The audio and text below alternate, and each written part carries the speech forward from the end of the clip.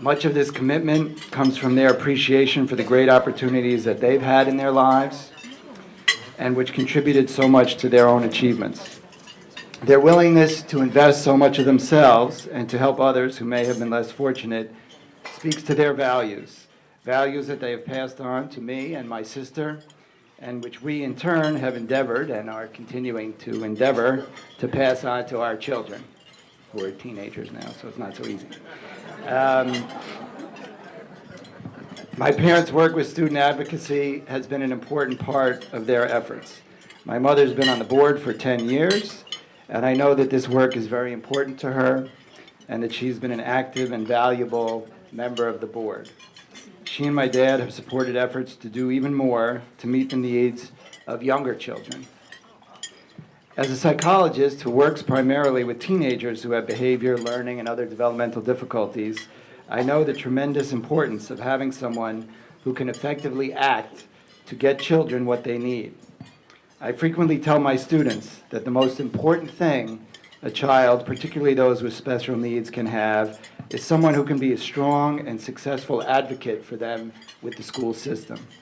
This organization provides that advocacy through their knowledge of the local school districts and personnel, awareness of relevant laws and regulations and the range of services and interventions available, and most importantly, through the commitment of the staff and volunteers to seeing that every child has access to educational opportunities that they need to succeed. I know this also helps to provide much appreciated support to the children, their parents, guardians, other family members, and even to teachers and administrators within the schools who may themselves be looking for guidance and assistance in these matters. On a more personal note, I want to express my appreciation to my folks, and I know my sister feels the same, for giving me so many opportunities, educational and otherwise, that have enabled me to do the work that I do. While we disagree on many issues, we share a strong belief in the importance of education and a commitment to assisting children in need. And while they certainly deserve credit, I like to think that the relationship works both ways, that my work as a mental health professional and educator with young people over the past, I'm not allowed to say how many years because my mother would be upset that you might figure out how old she could be. But I like to think that my work and my ideas may have influenced them to get involved in some of their activities and organizations like this one. Certainly, they've shown a great willingness to continue their own education in their efforts to support and even to design programs to effectively assist others' growth and development. So it is my pleasure and my privilege to present to you your honorees for the evening, my parents, Jane and Donald Cecil. It's hard to follow an introduction like that. Our son, I think, has said almost all the things that we would like to say, but we would like to thank all of you for coming here today. We would like to congratulate the 4 overcoming the odds students who are the real honorees. We are thrilled to see so many old and new friends here and wish also to thank the many other friends and great supporters of student advocacy who have made this into a most successful event. We thank you from the bottom of our hearts for your extraordinary and generous support and for being here tonight. We would like to thank Dave Albert and the Board of Directors, along with Lisa Styron and the staff, for honoring us this evening.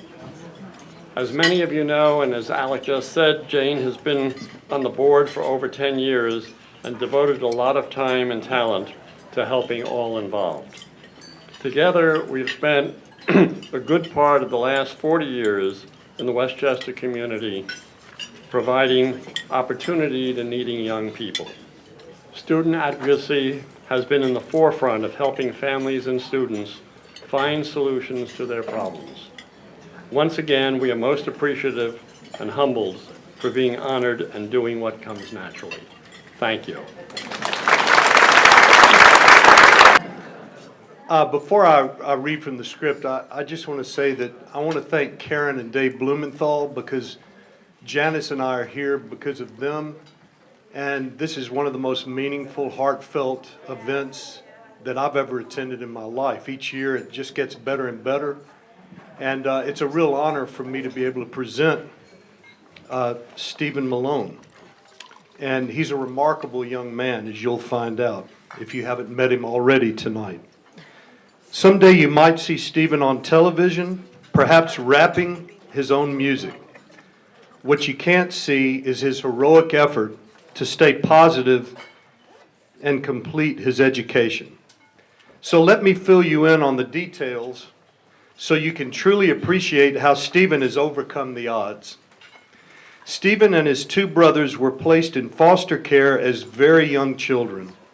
With frequent moves to different foster homes, they had a life without much structure or the care that a child needs. As a result, Stephen was often disruptive and difficult to manage at school. By 5th grade, he was classified as emotionally disabled. Due to the level of his needs, he was placed in a classroom just for special education students until the end of elementary school. Although he was back in regular class in middle school, he continued to struggle academically due to his difficulty in staying focused. A change for the good came when Stephen was adopted by Ercie Malone, his final foster parent. Mrs. Malone provided the structure and support that Stephen so badly needed. Sadly, his adoptive mother passed away in the spring of 2003.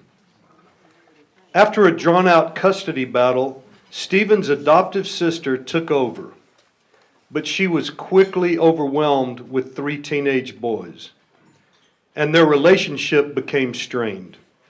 Stephen was often hurt by his sister's cruel words and frequent unreasonable punishments.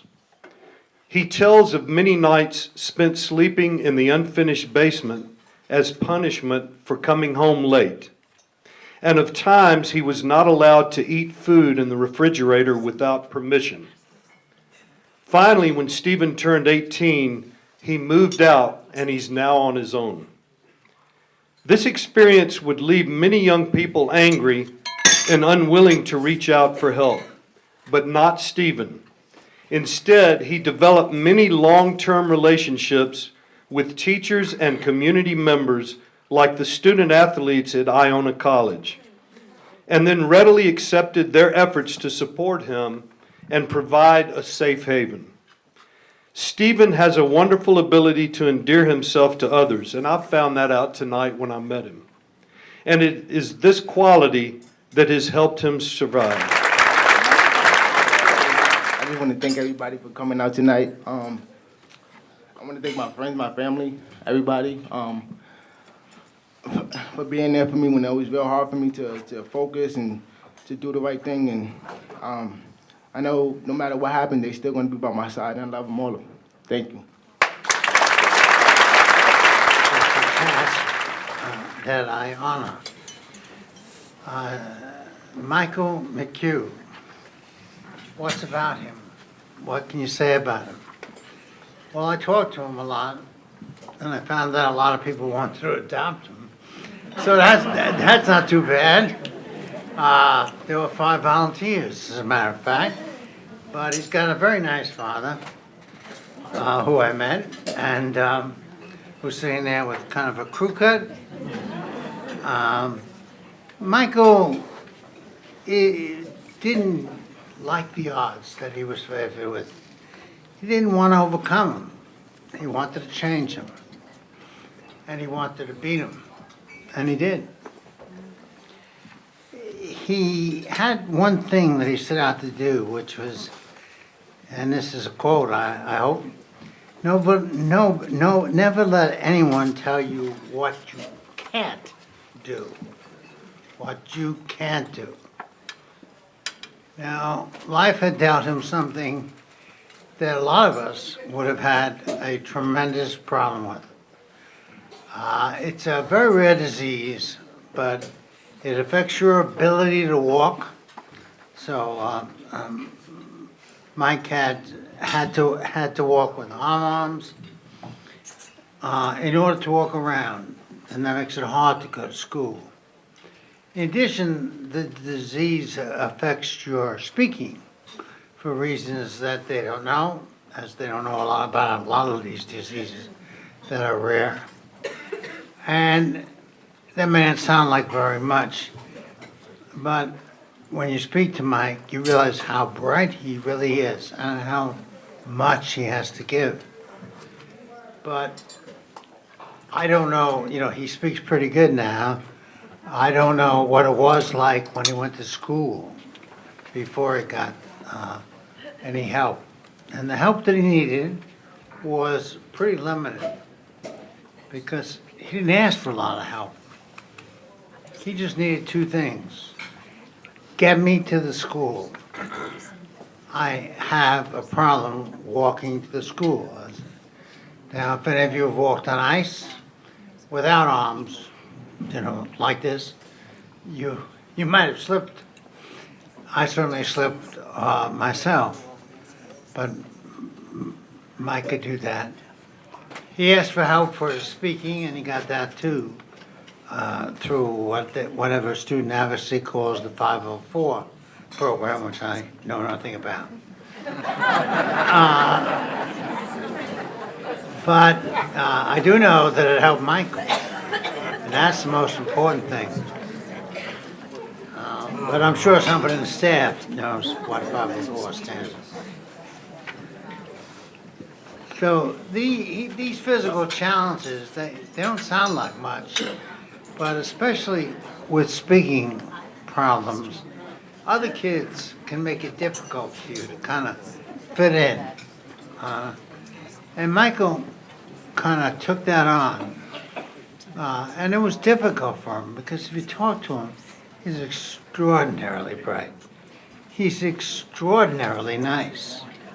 But kids can be cruel, and they have their own niches, and breaking in when you have a little trouble to speak, that can be tough. Didn't deter Mike. So what has he done? What has he accomplished with these disabilities? Well, he basically ignored them.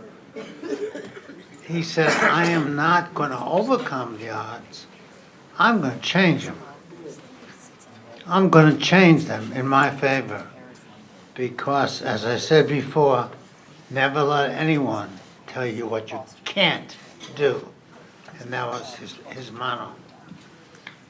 So what did he do? Well, he went into almost every honors class there was to get into at the high school that he attended. In addition, in his spare time, after getting all these honors classes, he learned how to ski.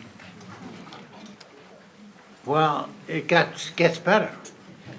His poor father, who was sitting there, his group got, he said, well, if I can ski, Dad, you certainly can ski. So he learned how to ski. And this will be important to my wife, Lois. He volunteered for the veterans that serve our country. And that we sometimes blame for no reason whatsoever. They're not in that war because the war makes sense to them.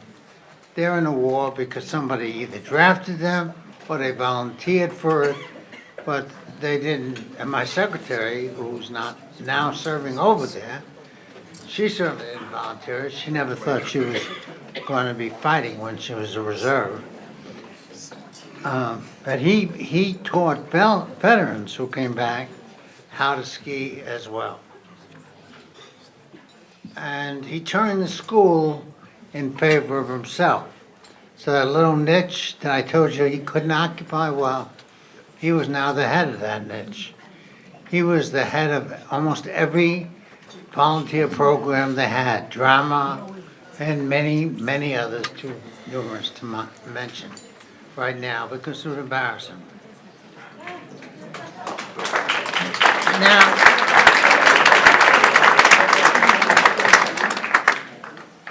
What's the best thing that I could say about Michael?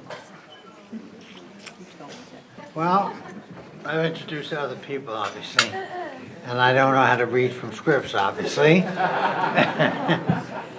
But Mike didn't have one nominee. He didn't have one teacher nominating him. He had 3.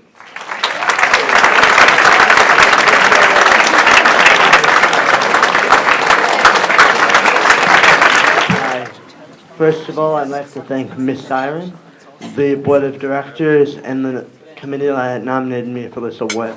I'm truly honored. Secondly, I'd like to thank my family, my mom, my dad, and my younger brother, Matthew, and my 2 grandparents, my aunts, my uncles, my cousins, everybody that's here. I'd also like to thank my aide, Mrs. Kissel, for always being there from kindergarten all the way until my last day of high school.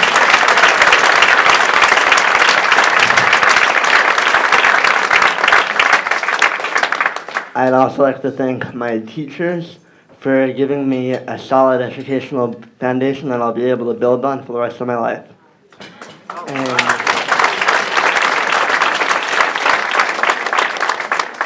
And if you allow me to relate a quick story to the confidence my teachers bestowed on me, I would greatly appreciate it.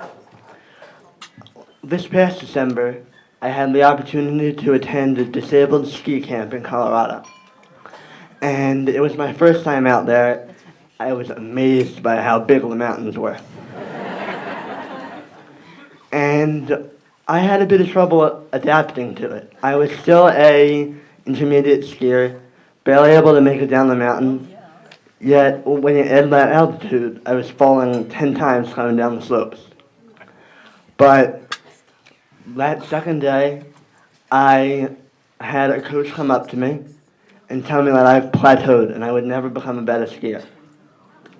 And I obviously got a bit depressed and bummed about it, but I called my ski coach, who's right here, Mary, who told me not to give up, and when I got back to New York, she would work with me one-on-one because she did not believe I had plateaued.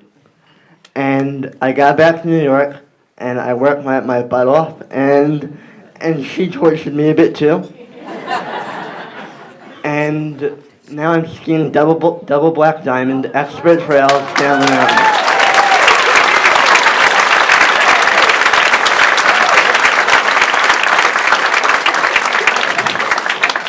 So I guess I did overcome the odds, and I didn't let anybody tell me what I can't do.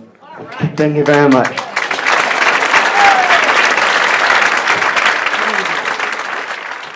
Albert Ruffin is our next Otto winner.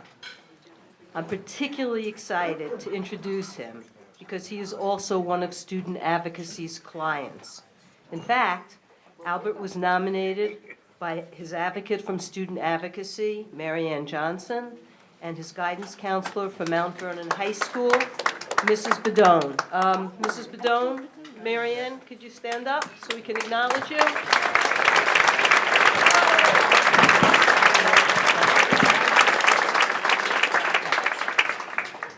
Although only 17, Albert has already come a long way. He can barely remember when he was adopted at age 2. But he knows he used to cry often so that he would be held. He didn't want to walk or talk and didn't learn how until age 4. Even early in elementary school, there were concerns about his chance for school success. Eventually, Albert was diagnosed with pervasive development disorder, which affects your ability to develop basic skills, including social skills. Albert was also diagnosed with attention deficit disorder. Both have contributed to his difficulties at school.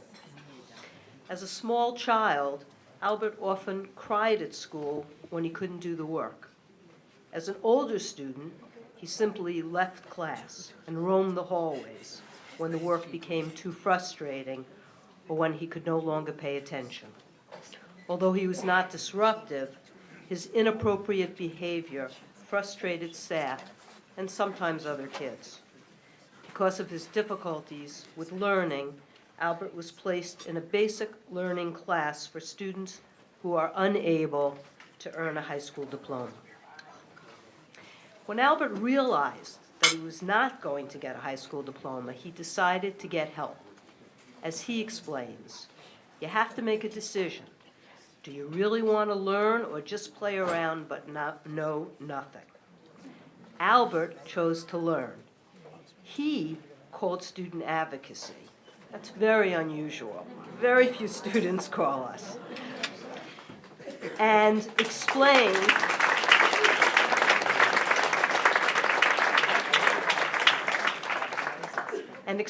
that he wanted to earn a high school diploma.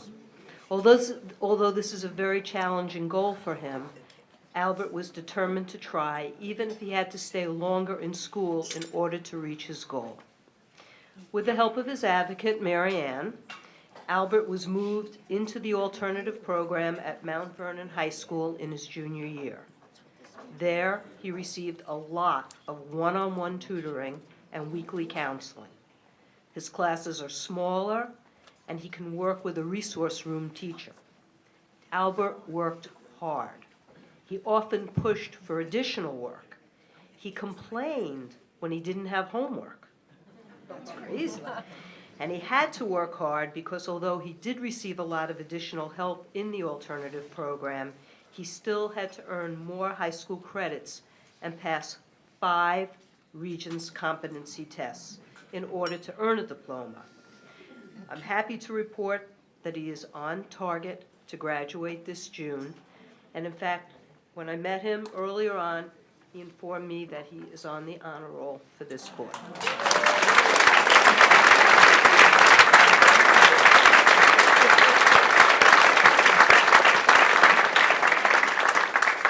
After graduating, he plans to go to college or a trade school to continue the automotive studies he began at BOCES. He is joined tonight by his parents and several of his 8 brothers and sisters.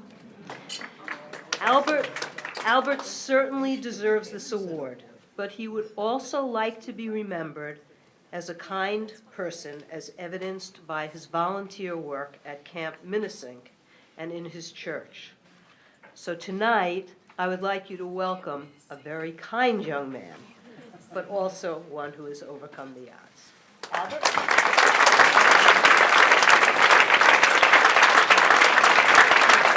I just want to thank God, first of all, for bringing us all here safely. The second most, I want to thank my 2 mothers. That's my mother, my other mother, Ruby Knox, and Mary Ruffin. My father, Willie Ruffin. Stand up, Dad. And Mary Ann Johnson, who brought this all together. Her and her boss. Mary Ann Johnson, please stand up. I just want to thank you all for coming, and I'm glad that I have this award. Thank you. We have one final but equally special student that we are honoring tonight, Stephen Schiraldi. Stephen, where are you? Okay, there you are. Stephen is a senior at Mahopac High School in Putnam County. One memory that he has of his childhood will give you a lot of insight into the challenges that Stephen has faced. He recalls that he didn't have a single hospital stay between the ages of 6 and 11.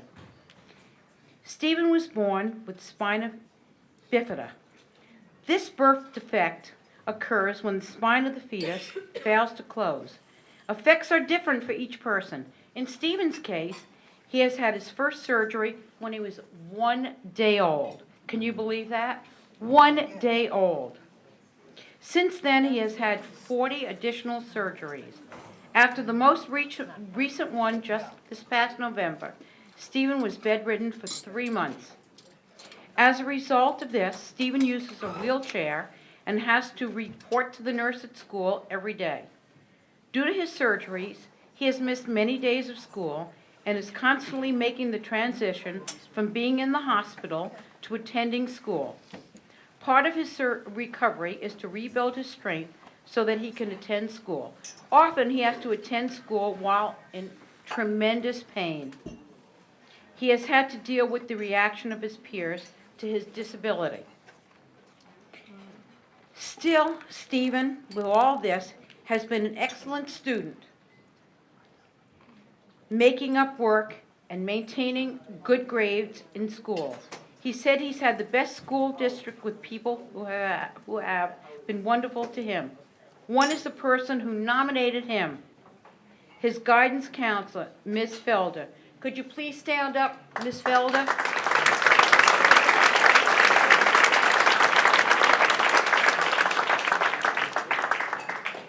Ms. Felder says that the school has been a foundation to support Stephen, but that he takes care of things on his own. Stephen has also been supported by his family and his best friend, Anne Marie. Is Anne Marie here? No? Oh, okay. When Stephen entered high school, he discovered a new passion for journalism. He started writing for his student newspaper, and he still recalls the first time that he saw himself in print. He says it was the highest high. Stephen often writes music, critiques, but he has also shared his own life story beginnings with an article called Living with My Disability. This year, Stephen was an intern at a local newspaper called the Putnam Express. Stephen's spirit was well showcased in the Mayapack High School talent show. He performed a song called Mountains, which uses the metaphor of climbing mountains for overcoming adversity. Stephen felt that he had to stand to bring home the song's philosophy. So he used his walker on stage for the first time as he sang, "The good Lord gives us mountains so we can learn how to climb." Stephen won the favorite award that night. Next year, Stephen will be attending the University of Arizona at Tucson, where he hopes to study journalism and then become a music critic. Stephen says, "I never wanted to be anything different than what I was and what I am, except possibly the next Simon Cowell." As you can guess, Stephen calls himself an obsessive American Idol fan. Stephen, what did you think about last night's results? How did you feel about it? You were. And who do you want to win? David. I agree. I'm also a fan. Stephen says, "I've grown to the realization that I would not want my life any other way because the hardships make me stronger. Because of your determination to pursue your education and overcome the odds, we would like to give you this award." Stephen, please join me.